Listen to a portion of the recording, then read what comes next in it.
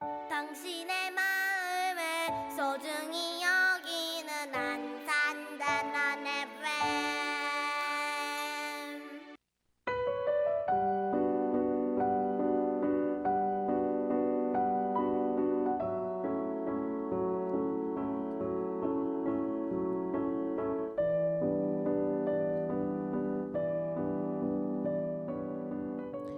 요즘 어떤 책을 읽고 계신가요? 저는 커먼즈라는 책을 읽고 있습니다. 커먼즈란 무엇인가? 자본주의를 넘어서 삶의 주권을 탈환하기? 이런 부제가 달려 있습니다.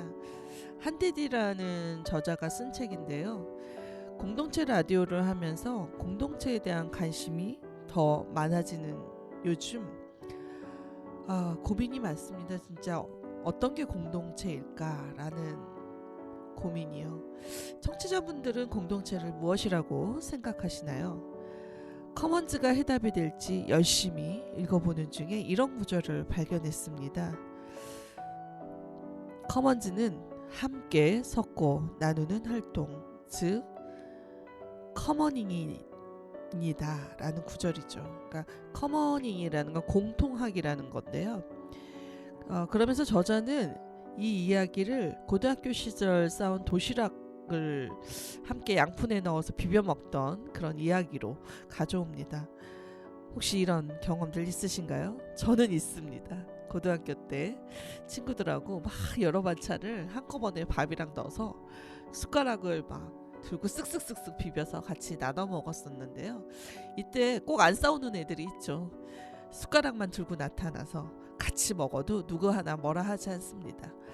이걸 똑같이 얘기하는 저자는 거기서 커먼즈의 의미를 이제 가지고 오는데 저는 거기서 또 힌트를 얻게 됩니다. 사실 그 고등학교 때 보면 집안 형편이 참 제각각이에요. 참 어려웠던 시절이기도 한데 우리가 설사 반찬을 싸우지 못한 친구가 있다 하더라도 우리는 그 친구를 함께 먹을 수 있게 자리를 내어줬죠. 그게 바로 우정이죠. 여러분들도 힌트를 알아챘을까요? 우리가 가진 것이 많지 않고 또 서로 다른 상황에 놓인 채 살지만 서로가 함께하면 나눌 수 있고 더 풍성해진다는 이야기로 저는 읽힙니다. 그래서 오늘은 이 책을 여러분께 권해봅니다. 함께 읽고 고민해보면 어떨까 해서요. 성장이 가져온 파괴를 지구가 온전히 겪고 있는데요. 우리가 이러한 그 아주 상징적인 위기를 기후위기라고 하죠. 이 기후위기 속에서 또 하나의 문제 중에 하나죠. 빈부 차이가 극심해지는 양극화 현상이 있고요. 그래서 그것으로 인해서 불평등이 커져서 누군가는 소외되거나 배제되거나 차별을 받고 있습니다. 이런 세상에서 우리가 어떻게 공통의 감각을 키워서 함께 생존하고 인간만이 아닌 비인간까지도 함께 살아가는 그러한 세상을 만들 수 있을지 고민해 봐야 되지 않을까 싶어서요. 첫 곡 듣고 와서 초대 손님과 함께 인사하겠습니다.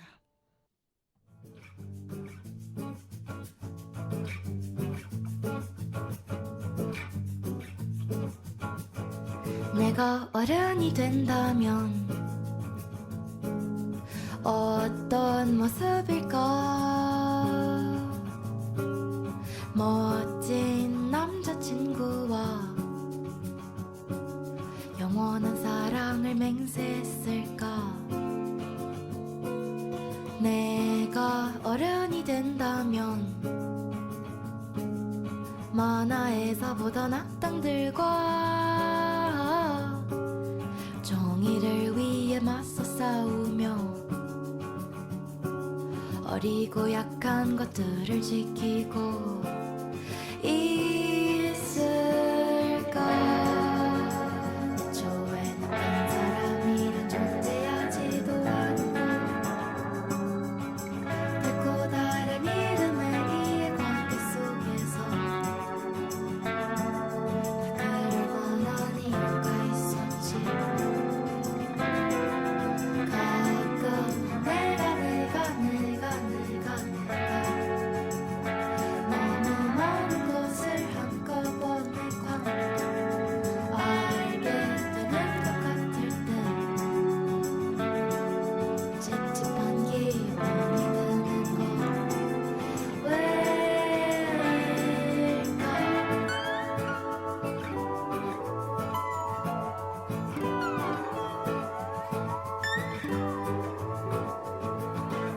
내가 어른이 된다면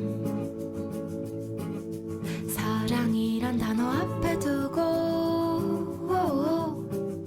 한 계절이 지날 때까진 혼자 두지 않았으면 좋겠어. 내가 어른이 된대도 그때도 지금처럼 아이들의 말투를 꾹꾹 눌러 담아서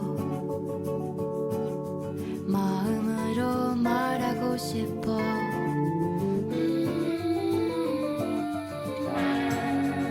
앞으로 나가기보단 뒤를 보는 법을 배우고 싸우기보단 지키는 것이 어렵단 걸 알았지. 내가 성공하는 것보다 그놈의 성공을 지켜보기가 더 문법은 자꾸 틀리는데도 의미 많는 말을 하기가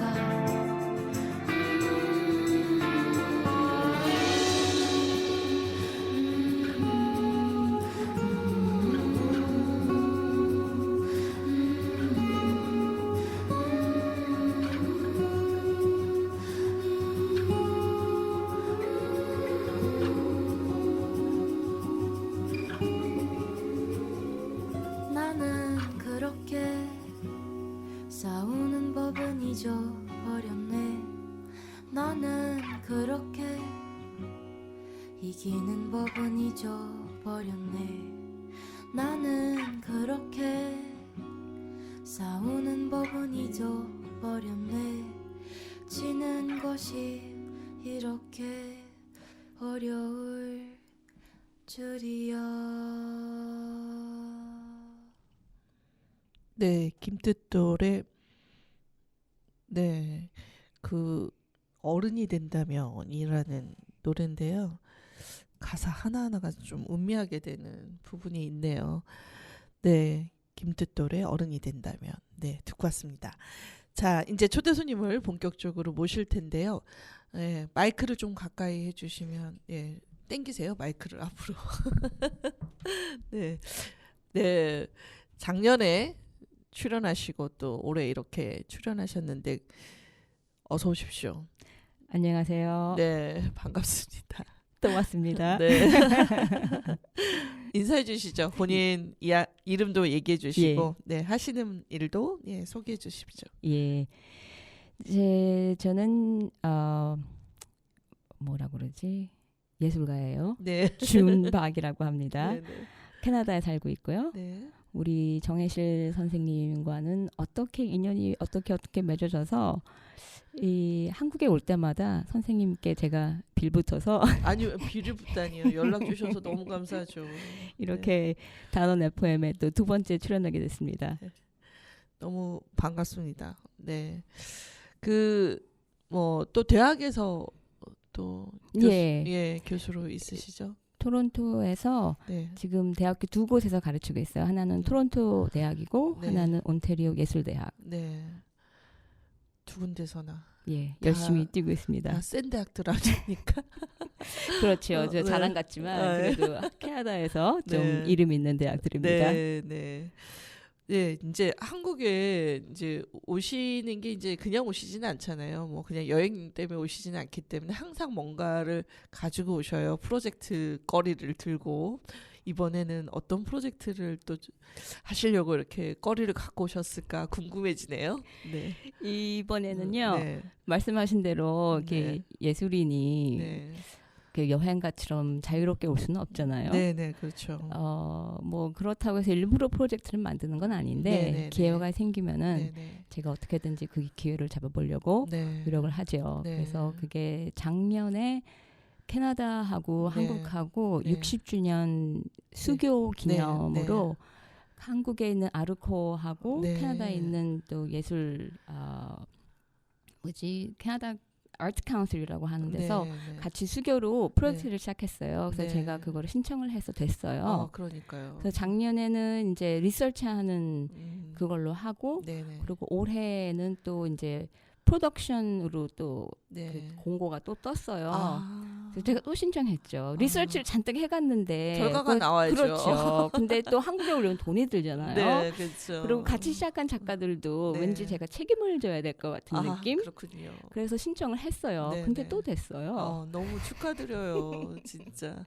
그래서 제가 또 이렇게 라디오에 모실 수 있는 영광을. 그러게요. 저도 영광입니다. 네. 그래서 그 프로젝트를 이제 계속 이어가는 거예요. 네, 그래서 네. 한국하고 캐나다 뭐 수교 이걸 떠나서 네. 제가 같이 하자고 한 한국 작가들하고 네. 제가 하는 작품 그 주제하고 네. 계열이 좀 이렇게 맞아요. 그래서 그렇군요. 저는 이제 캐나다에서 이민자로서 네네. 제가 캐나다에 산 지가 이제 거의 40년이 돼가요. 와. 오래됐죠. 네. 그러니까 한국에 오면은 연세 나오겠어요, 연세 나. 그러게. 근데 언제 갔는지 모르니까.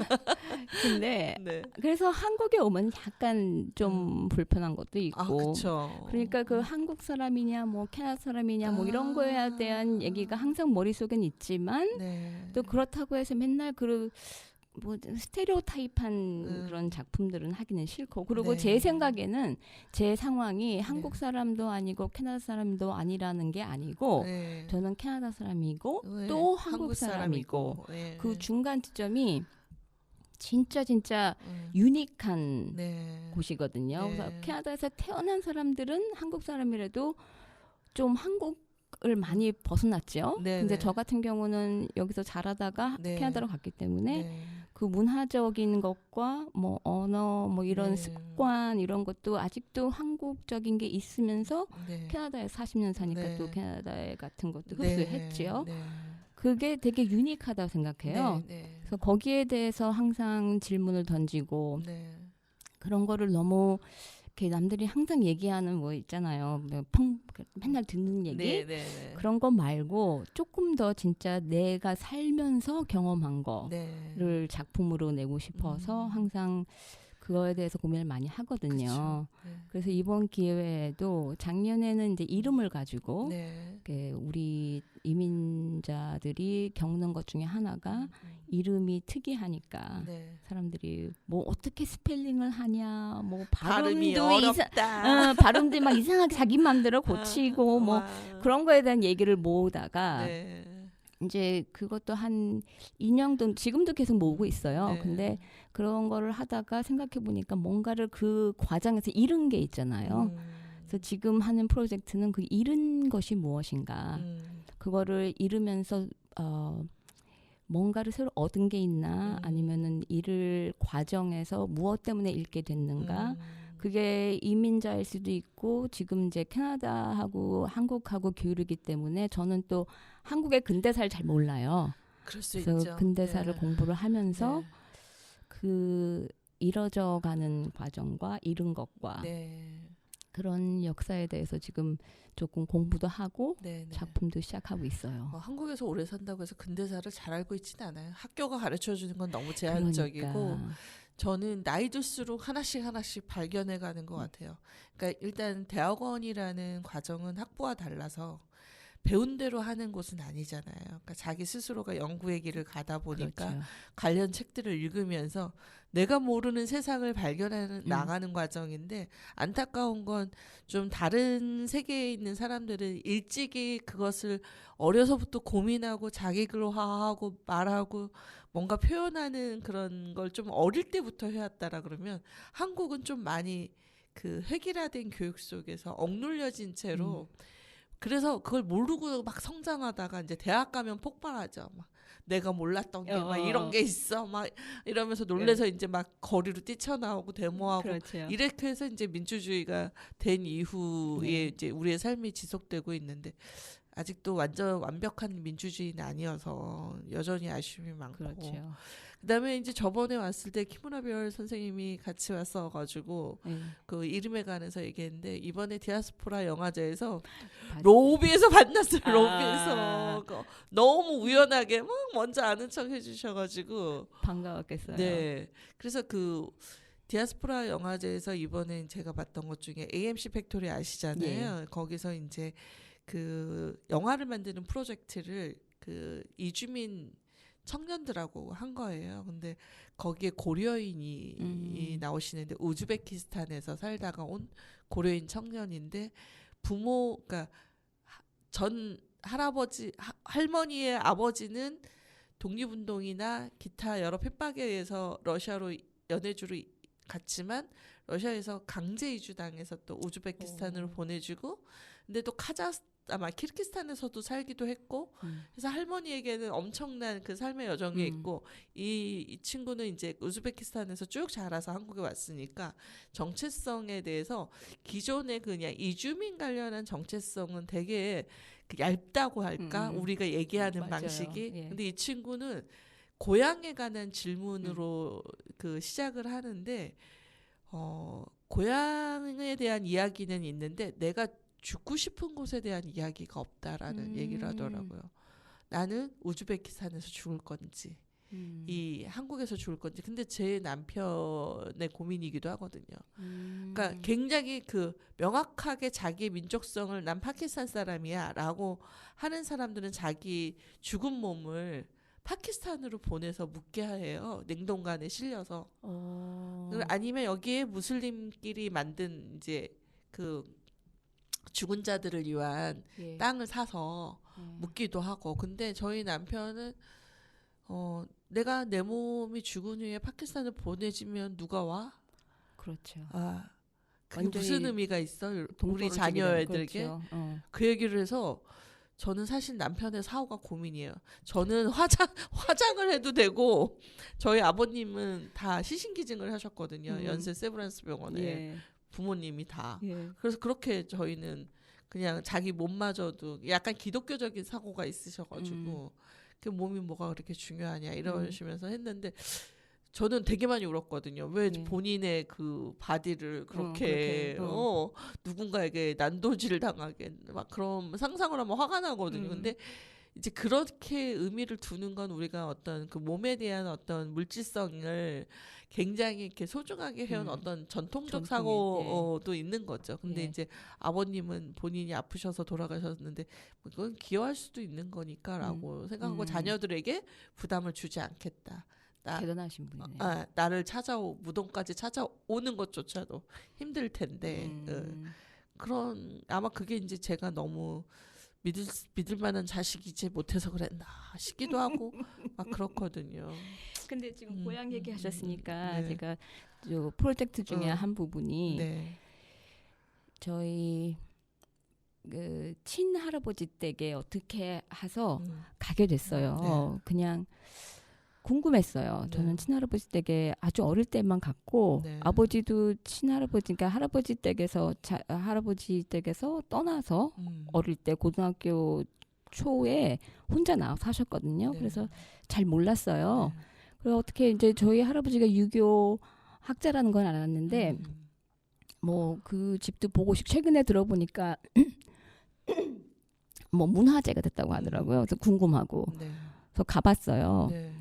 갔더니 이제 문화재가 돼서 조금 깔끔하긴 한데 아직도 뭐 사람이 안 사는 집이니까 뭐 먼지도 쌓이고 근데 그 동네에 또 어르신이 계시길래 저 산소에 가서 좀 인사를 드리려고 뭐 누구 댁에 산소 어디 있을까요? 물어봤더니만은 뭐 누구가 와서 이런 걸 묻냐 하는 식으로 그러시는 거예요. 그래서 그래서 저기에 손녀딸이라 그랬더니만은 갑자기 표정이 바뀌시면서 깜짝 놀라셨구나. 너 누구 딸이 이름을 우리 아버지 이름을 대는 거예요. 친척이셨나 봐요. 그래서 아니 작은 동네니까 같이 학교 다녔던 거예요. 그러면서 산소는 저기 우리 가족 중에 어르신이 한 분 계시는데 그분한테 알아보면은 더 정확할 거라고 그래서 저를 데리고 가셨어요. 그랬더니 또 그 어르신은 나이가 지금 연세가 96세 몸도 약간 불편하시고 한데 너무 반가워하시는 거예요. 그래서 갑자기 점심 먹었냐? 점심도 주시고 그래서 버스 놓치면 와서 자라고 그러고 생전 처음 본 사람인데 그 혈육의 환대가 그러니까 그래서 갑자기 그냥 한번 보러 갔는데 네. 이건 무슨 일이 벌어지는 건가 해서 생각도 없었던 길로 지금 약간 가고 있어요. 그래서 그 고향이라기보다 제가 또 뭐 뿌리를 찾아서 뭐 그런 건 아니에요. 근데 왜 우리 아버지는 그 고향을 떠났고 저희 할아버지가 뭐 도산서원에 뭐 높은 자리를 했다고 하더라고요. 그렇게 명예와 존경과 이런 게 있는 집안인데 왜 그걸 버리고 서울로 혼자 왔을까? 그리고 또 그걸 버리고 캐나다로 이민을 가셨을까? 뭐 이런 생각이 겹치면서 유학에 대해서 조금 더 공부를 하려고 그래서 여기에 유학 철학자분이 어떻게 만나게 됐어요. 서울에서 성균관대에서 가르치시는 분인데 그분이 그러시더라고요. 유학에 이렇게 한국의 근대사가 되면서 유학이 어떻게 왜곡됐나. 그래서 유학에 왜곡된 그쪽 뭐 박정희 뭐 그쪽으로 나가는 왜곡된 유교 자본주의로 빠지고 그런 게 있는가 하면은 한 줄은 또 동학으로 갔다고 하더라고요. 근데 저희 할아버지 같은 경우는 진짜 그 뼈대 있게 그 중간에서 유학만을 딱 따지면서 사신 분일 거라고 그러시더라고요. 그래서 이것도 보통 일이 아닌 것 같은데 해서 몇 번 또 가고 거기서 또 찍어보고 뭐 이것저것 이렇게 촬영하고 모으고 있어요. 그래서 어떤 방향으로 갈지는 아직 정확하지는 않은데 그게 제가 할 수 있는 얘기는 내 뿌리를 찾는다기보다 우리 집이 우리 아버지가 근대화해서 얻은 영향 무엇 때문에 그렇게 바뀌었을까 뭐 이런 거에 대해서 조금 더 알아보고 싶어서 지금 프로젝트 진행 중이에요. 그러니요. 저도 그 이주의 물결의 영향하에 있었다는 생각이 드는 게 중학교 때 누군가의 아빠들이 먼저 뭐 캐나다로 미국으로 가면 이제 미등록 체류자가 돼서 살다가 어느 시기에 자녀들을 이렇게 부르고 온 가족이 이주를 가는 그 패턴이 하나가 있고 그러니까 가진 자원이 없는 사람들의 패턴이겠죠. 하나의 패턴은 유학이라는 통로를 통해서 맞아요. 당당하게 갔다가 거기서 정착하고 사회적 명예와 지위를 가지면서 돈을 많이 써서 그런 케이스가 있죠. 근데 이제 최근에 제가 꽂힌 건 하와이 이민사인데 우편 신부로 갔던 여성들 중에 천연이라는 분이 자기 일기를 다 써서 남긴 책을 한국학중앙연구원에서 엄청나게 벽돌처럼 두꺼운 책으로 이렇게 연구서를 발간했는데 그걸 단행본집으로 이제 해놓은 책이 있어요. 핑크색 커버를 씌워가지고 해놨는데 그 책을 보면 그 한국에 굉장히 그 책 말고 다른 뭐 책도 굉장히 많이 읽었거든요. 하와이 이민사 중에 나왔던 뭐 소설이라든지 뭐 다 여성들 얘기예요. 우편 신부로 갔던 여성들이. 왜냐하면 남자들은 노동자로 가가지고 나이 먹어갖고 장가를 못 가니까 젊은 여성을 우편 신부로 받아들였는데 여성들이 가서 보니까 남편들이 너무 무능력한 거야. 그래서 막 여성들이 다 먹고 사는 거 개척하고 애국 운동하고 막 그래서 막 자녀들 잘 키워서 자녀들은 이제 어떤 사회적 지위에 올라가 있는 그 고생의 역사에 여성들이 막 결혼을 2번, 3번 하고 한국인하고 했다 헤어지고 또 하고 그 다음에 다시 미국인과 결혼하는 이 리버럴한 삶이란 정말 그 시대에 그래서 저는 그게 너무 희한한 거예요. 너무 이 한국은 분단을 겪으면서 더 보수화되고 가부장적이 되고 여성을 통제하고 여성을 순결한 여성과 순결하지 못한 여성으로 구분하면서 착취했던 아주 그 정말 짜증나는 역사가 있는데 무겁지요. 여자에 대한 이미지가. 무겁기도 하고 이제 이거 미군정 시대의 이후로 미군의 주둔이 우리에게 미친 삶의 영향인데 그게 맞아요. 계속 은폐되잖아요. 그러니까 미군에 대해서 우방이라고 얘기하고 동맹국이라고만 얘기하지 정말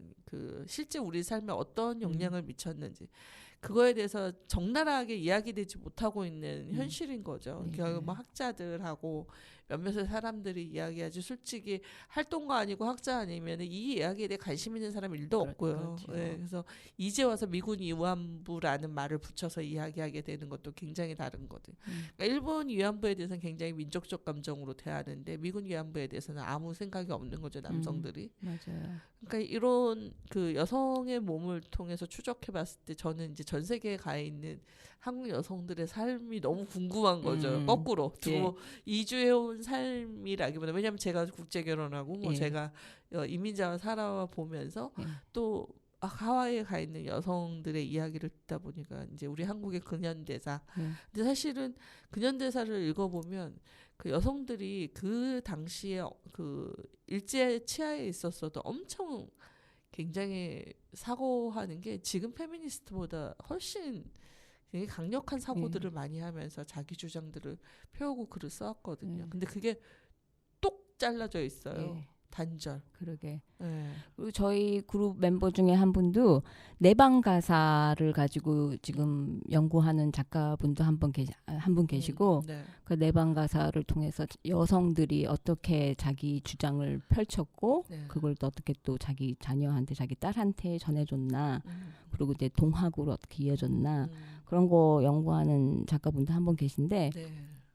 또 근대사에서 미국 그 얘기를 하시니까 생각나는 게 제가 또 처음에 여기 한국에 다시 나올 때 관심이 있었던 게 제주 4.3에 대해서 네, 제가 네. 최근에 뭐 한 몇 년 전에 처음 얘기를 들으면서 이거는 진짜 나 처음 들어보는 이야기다. 도대체 한국에서 이런 무자비한 일이 있었다는 게 믿어지지 않을 정도였어요. 그러다가 이제 조금 더 알게 되고 이번 기회에 이제 제주도에 우리 멤버 중에 한 분이 또 제주도에서 활동하는 작가분이에요. 그래서 그분은 제주도 토박이에요. 그렇구나. 안 그래도 그쪽에 연구를 하고 있었고 그리고 제주도민들의 민중이란 사상은 무엇인가 그런 걸 연구하는 작가라서 그분한테 얘기를 많이 듣고 또 잃어버린 마을 그 공간도 가보고 하면서 또 다시 한번 느끼죠. 한국의 그 아픈 역사. 근데 한국 안에서도 얘기를 못하는 역사. 그래서 그 미군의 그 미친 영향 뭐 이런 거. 냉전 시대에 빨갱이라는 말 한마디로 그냥 마을 전체가 쑥대밭이 되는. 막 불질러 버리고 뭐 그 진짜 참혹한 그래서 모습. 되게 이제 뭐 하여튼 또 얘기하면 이것 때문에 길어지니까 그 얘기는 나중에 하고 네 그렇습니다. 그래서 그 캐나다 코리아 프로젝트라고 이제 쓰셨더라고요 보니까 그래서 이제 60주년이 됐어요. 한국하고 캐나다 수교가. 그래서 전 정치적인 건 잘 모르겠으나 뭐 수교의 의미가 왜 이렇게 대구에선 또 그렇게 큰 의미가 있었는지 또 이런 또 작가를 모셔서 전시를 하는 걸 왜 했을까요? 그게 그 대구 아트페어가 있었어요. 근데 그쪽에서 60주년이고 하니까 특별전을 한번 하고 싶다. 그러니까 이거는 아트페어는 주로 작품 사고 팔고 하는 곳인데 이거는 사고 파는 걸 떠나서 그냥 한번 좀 사람들한테 알리고 싶어서 특별전을 준비해 달라고 그 토론토에 갤러리를 운영하시는 분한테 써니 갤러리라고 토론토에 그 분한테 그 대표님한테 부탁을 했나 봐요. 그래서 그분이 이제 캐나다에 있는 작가들 몇 명을 모셔서 저를 포함해서 초청을 해서 거기서 전시를 했어요. 그래서 캐나다 작가들 뭐 인디지너스 그 원주민 작가들부터 해서 지금 현재 활동하고 있는 작가들 그리고 또 한국계 캐나다 작가들 그래서 포함해갖고 조금 큰 이렇게 아트페어는 공간들이 작은데 이거는 한 3배 정도 넓은 공간에서 좀 하이라이트를 해줬죠. 그래서 좀 특별한 기회였어요. 대구가 참 묘해요. 또 진짜? 대구에 대해서 얘기하려면 끝이 없어요. 제가 또 대구 근대사 거리를 가보고 뭐 하면서 대구가 왜 이렇게 됐지 지금은? 근데 대구의 활동가들은 엄청 액티브하고 도전적인데 그렇더라고요. 그 정치 지형은 완전히 다른 세계여가지고 저도 가끔은 멘붕. 너무 이해가 안 가요. 젊은 친구들이 이야기하는 거 듣다가 그 보수적인 사람들 얘기 듣는 이렇게 결이 다를 수가. 완전히 70년대랑 지금이랑 같은 한 공간에서 막 뒤섞인 것 같은 느낌? 막 길거리 지나가는데 박정희 동상 뭐 이런 거에 대한 게 붙어있고 지금이 어느 때인데? 뭐 하여튼 그런 그 복잡한 지형 속에 있는 게 우리가 제대로 된 역사를 직시하고 배우지 못한 영향이 크다고 생각해요. 그걸 계속해서 합리화하고자 하는 어떤 우리들에 의해서 역사는 계속 왜곡되고 진실을 알았을 땐 너무 늦었고 다시 그 진실을 바로잡으려니까 반동이 또 있는 거고 그래서 언제쯤 우리가 제대로 된 역사 위에서 서로를 마주하고 직면할 수 있을까라는 생각이 좀 많이 드는 곳이기도 한데 그 뭐 대구만 문제는 아니에요. 그렇죠. 전국이 다 문제니까요. 예. 제주 4.3 사건이 밝혀진 것도 엄청 얼마 안 됐죠. 그럼요, 오래됐죠. 박물관 가보시면 그 안에 이제 영상도 있고 예. 또 이제 여러 이야기들이 있는데 정말 참혹하죠. 저는 영국으로도 봤거든요. 세종문화회관에서. 근데 그 영국으로 보면은 또 이게 왜 이렇게 막 그 사람을 그냥 감정적으로 그렇죠. 올라오게 하는 게 그렇죠. 있잖아요. 그리고 너무 잔인하죠. 다 알던 사람이고 그 친인척 관계에 있는 사람 서로를 죽이게 만드는 맞아요. 그런 상황들을 보면서 아, 제주 4.3은 진짜 너무나 그 우리 민족이 정말 이거를 정말 제대로 이렇게 서로를 진짜 회복하는 시간이 필요한데 우리가 이게 육지와 섬인데 그렇죠. 저 끝에 있고 외면하기 쉬웠던 것도 있지 맞아요. 않나 막 이런 생각도 들더라고요. 그래도 그래서 많이 지금 알려져서 예. 너무 다행이에요. 그래서 저는 지금 되게 조심스럽긴 해요. 네. 그 작품을 어떻게 할까. 저는 또 외지인이고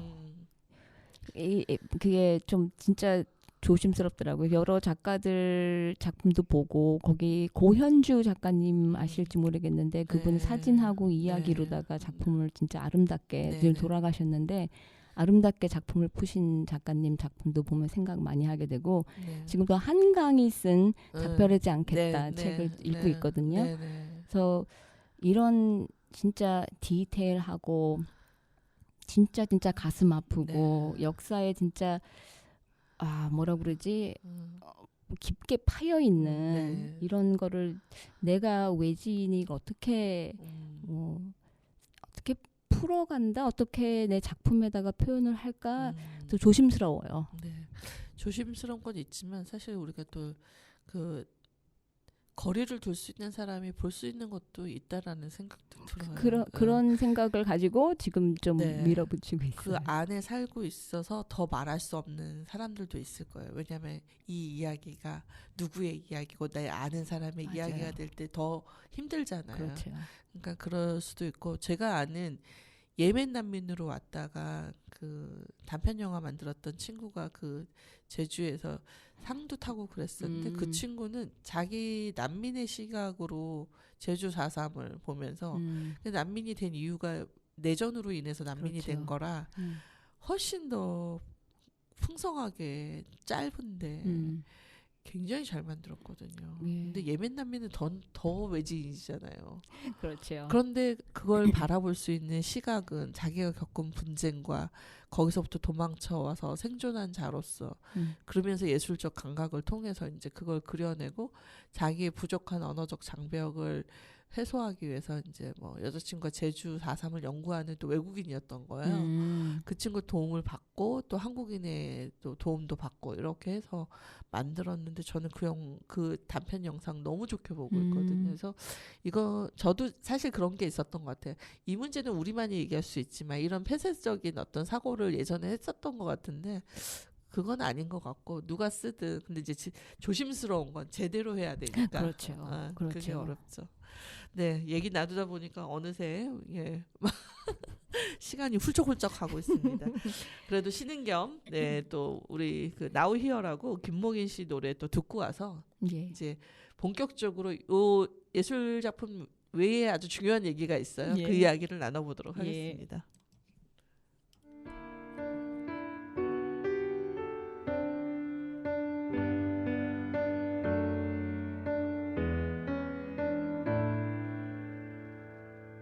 지금 이곳을 흐르고 있는 이건 삶이 아니면 뭘까.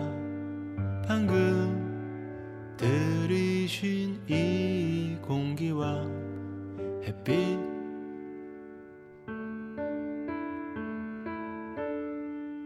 가만히 창가로 다가와 창문을 활짝 열고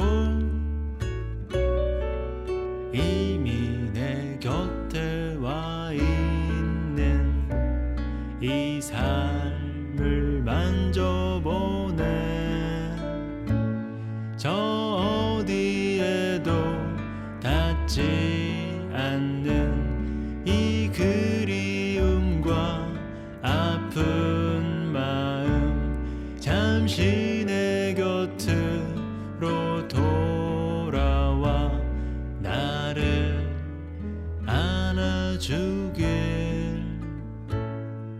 지금 이곳을 흐르고 있는 빠른 차들과 많은 사람들, 맑은 오후를 비추고 있는 햇빛.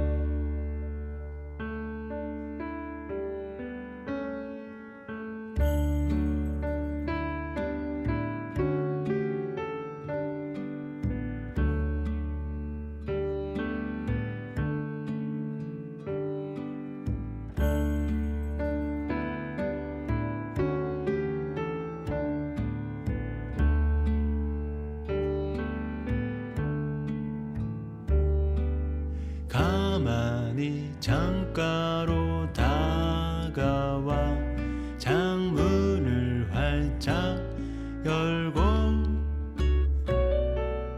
함께 뛰놀며 지내온 정든 교실을 보내. 저 어디에서 날 기다릴 작은 꿈들과 부푼 마음, 잠시 내 곁으로 다가와 나를 보여주길. 지금 이곳을 흐르고 있는 이건 삶이 아니면 뭘까? 방금 들이쉰 이 공기와 햇빛.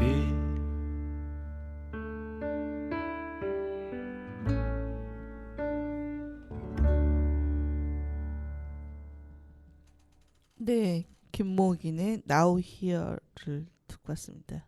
역시 김목인은 제 마음에 쏙 드는 가수입니다. 가사가 너무 좋네요. 저도 우리가 지금 동시대를 살고 있는데도 서로 아는 것들이 정말 천차만별인 것 같아요. 뭔가를 이해하고 알고 있다는 게. 근데 한국이 특히나 이제 세계에서 일어나는 일들이 참 잘 모를 때가 많아요. 한국이 워낙 역동적인 곳이니까 네. 다른 데 관심 시간이 없을지도 몰라요. 근데 그 뉴스의 한계도 있는 것 같아요. 그러니까 이게 이제 그 소식을 이게 전해줬을 때 한국 사회에 미칠 파장이나 아니면은 이게 뭔가 중요하다고 생각하는 이야기들을 선별하는 과정들이 있잖아요. 뉴스에서. 그런 데서 이제 정작 우리가 들어야 될 얘기는 못 듣고 항상 그 대통령급에서 이야기되는 이야기들로만 계속 채워지는 뭐 바이든이 어랬다, 트럼프가 어땠다, 뭐 누가 어땠다 이런 얘기만 주로 듣지 그 사회를 이루고 있는 사람들의 그 역동성을 사건 사고가 아니면 참 듣기 어려운 것 같아요. 특히 사람들이 이제 다른 특히 캐나다 같은 사회는 되게 안정적으로 보고 있잖아요. 특히 한국 사회에서 그렇죠. 굉장히 선호하는 이민지이기도 그렇죠. 하고. 예.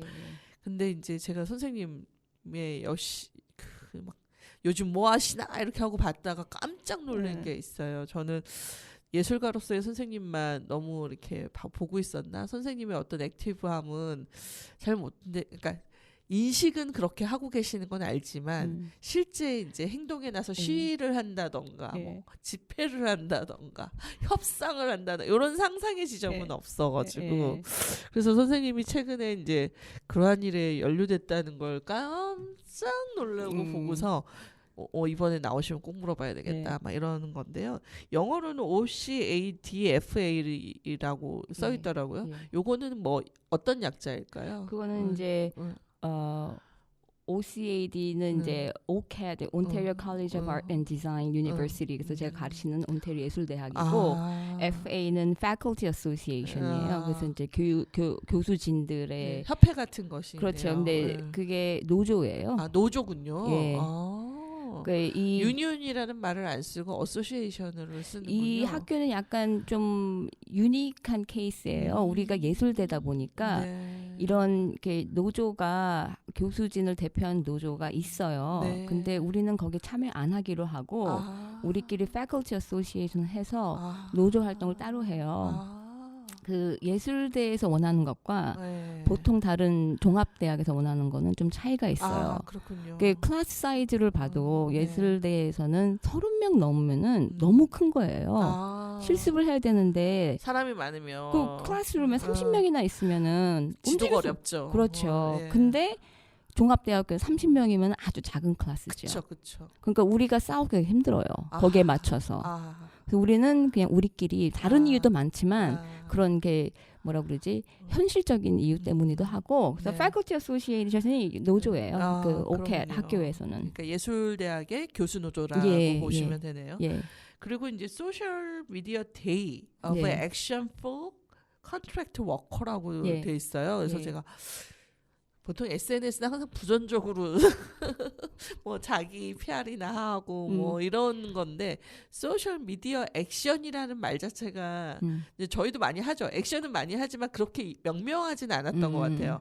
그냥 페이스북이나 뭐 유튜브나 뭐 등등을 활용해서 우리의 어떤 그런 뭐 운동의 과제들을 공유하고 뭐 기자회견을 뭐 알려주고 뭐 이런 거라고 생각하지 거기 이제 소셜 미디어 자체를 액션으로 보진 않았던 것 같은데 그것도 흥미로웠고 네. 그런데 이제 그 이 액션 자체가 누구를 위한 거냐고 했을 때 contractor workers라서 처음에는 교양 노동자 누구 얘기하지? 하고 왔는데 뒤에 가니까 패컬티가 붙어서 아 이게 약간 강사, 대학 강사들 예. 뭐 비정규직 강사들을 위한 건가? 그래서 너무 갑자기 이제 급 궁금해진 거예요. 그래서 듣고 싶습니다. 이 일에 또 더군다나 대표로 협상 테이블에 앉으신다는 얘기를 듣고 더 놀랐거든요. 네. 그렇죠. 저도 네. 놀랐어요. 제가 그 자리에 있다는 게 네. 제 자신도 네. 제가 이제 거기에 처음 위원장으로 네. 발족이 됐을 때 네. 엄마한테 얘기했더니 엄마가 너 그런 거 하지 마. 그렇죠. 한국 부모님들의 너 특징. 노조 그거 안 돼 막 네. 이러시는데 네. 또 달라요 분위기가 네, 네, 한국처럼 그렇게 과격적이지는 않아요. 네, 네, 근데 아까 말씀하신 대로 이제 캐나다가 아무래도 뭐 좀 그런 사회적인 구조가 좀 자리가 잡혀 있는 나라니까 아무래도 노조 활동이 조금 이렇게 약하다면 약한가? 근데 좀 이렇게 차분해요. 근데 그 안에서 비정규 강사 교수진들이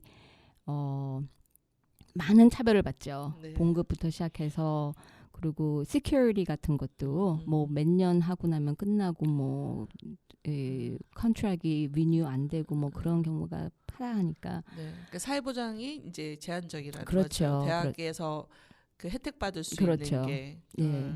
그래서 그것 때문에 저희가 세셔널스 카운트라는 해시태그 있죠. 네. 소셜 미디어에 네. 세셔널스 카운트라는 해시태그로 네. 소셜 미디어로 우리가 이제 널리 알리자. 네. 이 뭐라 그러지? 이 부정함과 예. 우리가 받고 있는 이런 불공정한 네. 그런 거에 대해서 사람들한테 알려야 되겠다. 네. 그래서 세셔널스 카운트라는 네. 그 소셜 미디어 태그로 시작을 했어요. 네. 그러다가 그 또 우리가 예술되다 보니까 네. 아무래도 비주얼이 강하잖아요, 우리가. 그래서 포스터를 진짜 너무너무 디자인을 잘했어요. 거기다가 우리는 싸울 때 그냥 무조건 우리에게 뭐 달라 이러는 것보다 네. 팩트로다가 밀고 나가자. 팩트로. 예, 그래서 그 전에 했던 뭐지? 서베이 한 거? 네, 조사한 거를. 예, 네. 그런 거 모으고 네. 그 전부터 데이터 이런 거 모아서 예. 그 오켓 그 온태리오 예술대학교의 네. 강사들이 60%가 강사인 거예요. 진짜. 대단하죠. 예, 너무 거기다가 비례해요. 55%의 클래스 코스를 네. 수업을 강사들이 가르치는 거예요. 와. 그러니까 우리가 없어지면 학교가 운영될 수가 없는 거예요. 그러네요. 그래서 그런 걸 모아갖고 포스터를 네. 만들었죠. 그래갖고 저녁에 아무도 없을 때 네. 우리 몇 명 좀 이렇게 하드코어 네. 모여서 네. 학교 캠퍼스에다 쫙 붙였어요 포스터를. 와. 그 다음날 아침에 소문으로는 네. 학교 측 그 있잖아요. 그 매니지먼트 쪽 네. 거기서 운영 별로 쪽에 안 좋아했대요. 그래서 당연히 안 좋아하겠죠. 근데 그걸 뛸 수는 없고 어. 뛰면 너무 티나니까 아. 아주 불편했다고 하더라고. 그래 우리나라는 아마 청소하시는 분들 시켜가지고 그냥 다 뛰라고 했겠죠. 뛰라고 했어. 근데 그걸 못 뛰었대요. 어. 그래서 우리는 속으로 아주 그래도- 기뻤지. 그래도 아직은 신사적이네요. 거기는. 아직은. 응. 그래서 그렇게 시작을 해서 우리 이제 좀 목소리가 높아지고 아. 그러면서 소문이 났어요. 음. 그래서 우리는 이제 대학교 시작한 건데 또 네. 온태리오 주 안에서 이런 네. 노조들을 총괄하는 그룹이 있어요. 네네네. 근데 그분들은 우리 소식을 듣고 이 좀 뭐라 그러지 연대. 연대를 하자 네. 해주겠다. 자기네가 아무래도 파워가 좀 더 있으니까. 그렇죠, 그렇죠. 그래서 소셜 미디어 데이 오브 액션을 아. 만든 거예요. 아. 그러니까 우리 때문에 만든 건 아닌데 아. 다들 모아서 하자. 이렇게 같이 하자. 이렇게 온태리오 예술대 봐라. 네. 이렇게 하니까 뭔가 바뀐 게 있고 작은 미미한 거지만 그래도 좀 바뀌었거든요. 그러니까 우리 한번 힘을 모아보자. 그러니까 이게 사실은 이제 선생님이 계신 대학의 문제만이 아니라 그렇죠. 캐나다 전체의 그렇죠. 이제 대학들이 지금 신자유주의 시대 예. 이후로 이제 비용 쌓이고 쌓이다가 이제 그쵸. 터지는 거예요. 그렇죠. 그래서 한국은 아마 제가 봤을 때 그렇게 가고 있는 것 같아요. 강사들에 대한 처우의 문제라든지 여러 가지 복잡한 문제들이 계속 이제 누적이 되면 그렇게 되지 않을까. 근데 그러면 그걸 보고 우리가 또 배워서 빨리 그러기 전에 이 불공정하고 불평등한 강사의 위치를 조금 개선해주는 그렇죠. 정책들이 나와야 되겠죠. 예. 근데 그렇게 학교 측에서 좀 전에 우리끼리 이제 얘기할 때도 점점 더 이제 상업적으로 가는 네. 그 이즘 방향이 이런데 네. 학교 측에서 그거를 자기가 willingly 박을까 그건 하겠죠. 안 할 거예요. 그래서 우리가 조금 더 세게 나가야죠. 그래서 지금 온태리오 예술대학뿐만 아니고 다른 대학교들에서도 지금이 또 다 협상하는 기간이거든요. 그러니까 거기서는 그 뭐라고 스트라이크 하는 거 일 안 간 파업을 해갖고 여기저기에서 지금 대학교에 난리가 났어요. 아 지금 학기 중에 저희는 의사들만 파업하고 있는데 여기서는 지금 이제 학기가 끝났으니까 뭐 네. 희지부지 해줬는데 학기 끝나기 바로 전에 그 이제 기말시험. 중간고사 끝나고 기말고사가 되려고 하는 그 중간에 아주 중요한 때죠. 학생들한테 네네. 학생들한테 미안하지만 네. 그럴 때 해야 돼요. 네. 뭐 아무것도 그래야 일 없어. 학생들이 그렇죠. 같이 위기 의식을 그렇죠. 느껴줄 테니까. 예. 그래서 그 지금 학생들한테도 우리가 학생들을 교육한다고 해요. 학생들이 너무 관심이 없어. 요즘 젊은 애들이 너무 정치 이런데 걔네들도 바쁘죠. 걔네들 네. 삶이 지금 워낙 뭐 인플레이션 해갖고는 학비 내기도 바쁘고 알바 몇 개 뛰고 그러니까 애들도 안 됐어요. 사실 학생들 보기. 근데 너무 관심이 없어요. 그래서 저는 제 수업할 때 애들한테 기회만 생기면 얘기를 해요. 자신들의 미래일 수도 있는데. 맞아요. 그러니까 우리의 그 강사들의 이 조건, 가르치는 조건, 뭐 모든 걸 따져봤을 때 이거는 결국은 학생들한테 영향을 미치는 거예요. 그렇죠. 우리 교수진이 이렇게 스테이블하지 않게 계속 바뀐다는 거는 학생들이 교수하고 연대를 맺을 수도 없고 뭐 관계가 끊기는 거예요. 그래서 더 밀고 나가는 거죠. 아마 청취자분들은 그게 이제 안정적이지 못하다는 게 무슨 얘기인지 몰라서 이제 이해 못할 수도 있어서 아까 이제 저희가 말씀 나누면서 이제 했던 얘기가 그 5년제라면서요. 그 5년제였었어요. 몇 그거가 년 전에 없어진 거죠. 그게 없어졌어요. 그게 5년 넘으면은 이제 정교수로 돼야 되는데 학교가 그걸 싫으니까 한 4년쯤 되고 나면은 끝내는 거예요. 네, 이제 한국의 상황은 같으면 2년 이상 고용하면 지속 고용을 해야 되는데 그게 싫어서 2년 전에 이제 잘랐던 그 사태와 닮아 있는데 비슷하죠. 그래도 캐나다가 좀 더 길긴 해도 그렇다는 거죠.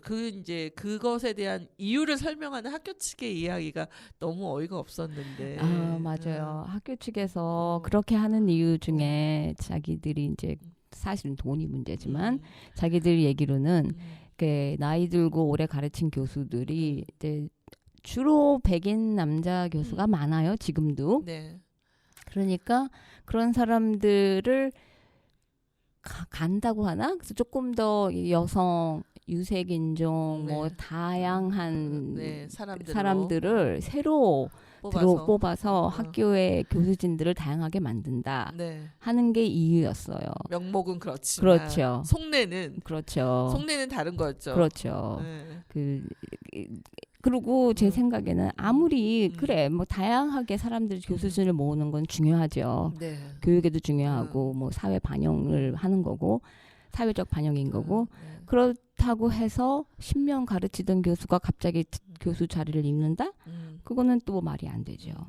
여러모로 뭐 이렇게 시간 강사부터 해서 교수진이 요즘 일을 너무 많이 해서 네. 거기에 대한 뭐 봉급에 대해서 네. 여러 가지로 이제 그 faculty association이라는 데서 싸우는데 네. 저는 이제 시간 강사 비정규직 교수들을 대표해서 그 계약 협상 테이블에 앉아 있어요. 네. 조금 무서워요. 저기 막 총장이 앞에 있잖아요. 미운 털 코 예. 바뀌었죠. 예, 근데 그 사람 앞에다 대고 그러면 우리는 이런 자유가 없냐? 뭐 이런 거에 대해 따져 묻고 예, 약간 떨리는데 또 나름대로 또 거기에 대한 네. 쾌감이 있어요.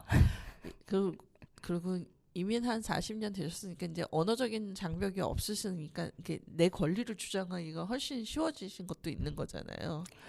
그렇죠. 네. 그렇죠. 근데 이제 한국 같은 경우는 이주 노동자들이 이제 언어적 장벽부터 있으니까 막 유려하게 말할 수도 없는데 거기다 대고 이제 이게 소통의 한계가 있어서 늘 이제 한국인 활동가들이 대신 전달하거나 뭐 그렇잖아요. 저희가 이제 협상 테이블에서.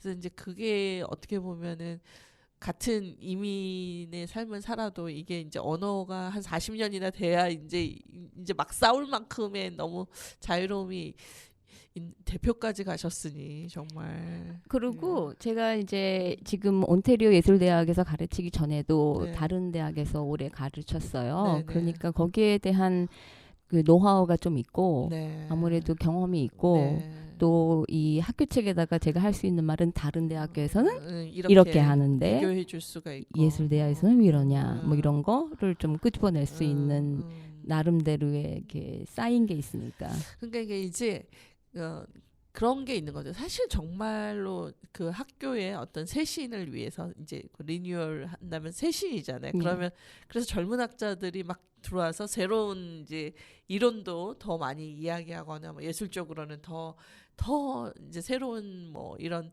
그 작품들을 학생들한테 그렇죠. 자극을 주면서 할 그렇죠. 수 있는 건 분명히 있지만 예.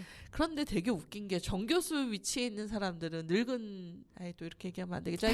하여튼 나이 먹은 그 백인 남성들이 맞아요. 공고하게 있는 아직도 곳은 그래요. 건들지도 못하면서 네. 계속 불안한 그러니까. 위치에 있는 사람들을 후려쳐서 뭔가 그 재정의 어려움을 타파하려고 한다던가 뭐. 그리고 그 핑계, 네. 그 다양성을 뭐. 추구한다 이런 핑계가. 그래서 그 소수자를 이용하는 거잖아요. 그렇죠. 그러니까 그 당사자기도 하시는데 그렇죠. 너무 화나는 거죠. 너무 화나죠. 그들이 와. 받아야죠. 그러니까요. 아니 저는 지금 이렇게 할 수 있다는 게 제 위치가 아무래도 네. 뭐 어찌어찌 하다 보니까 네. 그래도 약간 지연성이 있는 그 자리에 있어요. 네, 이렇게 네. 비정규라고 하기에는 아직 비는 아니에요. 네. 근데 거기에 좀 자리가 좀 잡히니까 네. 나름대로 네. 또 나서서 얘기를 할 수 있는 좀 여유가 생겼다고 하나? 네, 네, 네. 그러니까 해야죠. 네. 그걸 못하는 교수들이 많으니까. 네. 그 와중에 또 한국의 여러 또 전시에도 또 참여하시고 프로젝트에 또 하시고 개인적인 근현대사에 대한 고민도 하시고 너무 머릿속이 복잡하시겠어요. 복잡해요. 네, 뭐 선생님과 알게 된지 우리가 이제 벌써 한 시간이 꽤 돼가고 있는데 그렇죠. 그 사이에 선생님도 변하시고 저도 변하는 중인 것 같습니다. 근데 저는 이제 그 미디어 액션은 이 공동체 라디오 안에서 어떻게 할 것인가에 대한 고민이 굉장히 좀 많거든요. 사실 미디어 운동으로서의 공동체 라디오는 전 세계적으로 굉장히 소수자의 목소리를 잘 드러내는 역할을 하고 있는데 과연 단원 FM은 그렇게 하고 있는가의 고민에 휩싸여 있을 때 뜻밖의 선생님께서 이렇게 그 협상 테이블에 앉아 싸우는 이야기를 들으니까 괜히 에너지도 나고 그러네요. 너무 감사합니다. 시간이 이제 벌써 다 됐습니다, 선생님. 그러게. 네, 좀 너무 아쉽죠. 빨리 가네요. 네, 아쉽지만 우리가 또 다음번에 또 오시면 또 얘기를 나누기로 하고 그 마지막으로 좀 하시고 싶은 얘기가 있을 것 같아요. 뭐 얘기 좀 해주시죠. 인사 겸. 글쎄, 저 이제 다음 주면 돌아가요. 벌써요. 예. 그러다 보니까 좀 마음이 급하고 네. 그래서 이제 지금 하고 있던 프로젝트를 좀 어느 정도 마무리를 해야 되고 뭐 네. 이런 것들 하느라고 좀 마음이 급한데 네. 그 정리를 좀 잘해서 네. 다음에 이제 돌아왔을 때는 이렇게 마무리 지은 작품을 또 보여드리고 네, 너무 거기에 기대돼요. 대해서 얘기를 조금 더 네. 할 수 있는 기회가 됐으면 네, 좋겠어요. 그때는 전시회도 가보고 같이. 네. 그렇죠. 그러면 좋죠. 네, 이야기 나누면 좋겠습니다. 그리고 또 마지막으로 한마디 하고 싶은 게 네, 한국 사회를 제가 비난하는 건 아니에요. 네, 네. 그런데 좀 여유가 있었으면 좋겠어요. 네. 너무 여유가 없어요. 네. 그래서 이렇게 누가 제가 이제 문을 열고 들어가는데 뒤에 누가 사람이 와요. 네. 그러면은 저는 문을 잡아주거든요. 그게 네. 캐나다에서는 다 그렇게 흔한 해요. 일이죠. 안 하면 사람들이 저 예의가 없는 거죠. 저 잡아주거든요. 어. 근데 아무도 안 잡아줘요. 제가 뒤에 따라갈 때. 그런 작은 것들, 그런 좀 여유가 있었으면 좋겠다 하는 네. 게 안타까움이 있으면서 네. 이제 혼자 항상 생각하는 것 중에 하나예요. 좀 기다만 들었으면 좋겠습니다. 여유가 있어야 우리가 돌볼 수가 있을 것 같아요. 맞아요. 뒤에 누가 오는지, 앞에 누가 힘들게 가고 있는지. 맞아요. 그게 이제 전반적으로 사회 안에 좀 있어야 우리가 속도가 다른 사람들에 대한 맞아요. 배려가 생기는데 지금 우리는 너무 아직도 급급해. 앞에 가기 바빠. 맞아요. 그래서 맞습니다. 네, 오늘 말씀 기억하면서 저도 저의 급함을 좀 내려놓도록 하겠습니다. 네, 감사합니다. 매주 금요일 오전 10시에 만나는 이주의 안산. 오늘은 준박 선생님 모시고 여러 이야기를 들었는데 모실 때마다 새로운 얘기 듣게 돼서 너무 즐거운 것 같습니다. 선생님의 액션도 꼭 성공하셔서 좀 강사들의 처우 개선이 캐나다에서도 이루어지고 그것을 우리가 또 배워서 샘플로 가자. 야, 캐나다 이렇게 한다더라. 이렇게 저희가 또 쓸 수 있었으면 좋겠습니다. 예, 좋은 소식으로 다음에 만나겠습니다. 네, 감사합니다. 조심해서 돌아가시고요. 마지막 노래는 이내의 빗물의 춤이라는 노래입니다. 들으면서 여러분들하고 인사 나누겠습니다. 다음 주 금요일에 오전 10시에 만나겠습니다. 여기는 단원 FM 88.7MHz 유튜브 단원 FM에서도 만날 수 있습니다. 고맙습니다.